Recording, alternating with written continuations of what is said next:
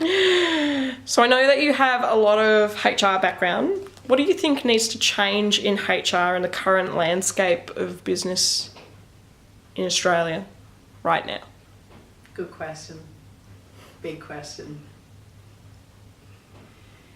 So we're in a redundancy downward spiral if you're talking specifically about WA at the moment. So HR's role is very much a business role. It's not a people role. And it's felt with people in the organisations that there is nowhere for them to turn. So the issue there is that people feel like a commodity rather than an actual person. And really, with my background, whilst I was in a HR department, I was a recruitment consultant, so my role was to get to know people and what was the crux of them before I hired them. And then I tracked them nearly through their career, which was just fabulous to be able to do that.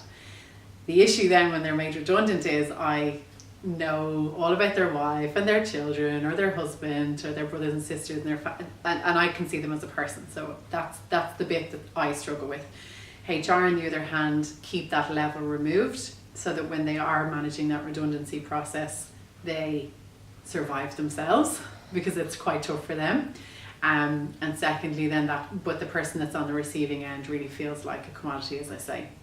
So I think what needs to change in the HR department is we need to bring back the old model of personnel, so that you have somebody who actually represents the people in the organisation and is nearly a voice for them and also a listening ear for them.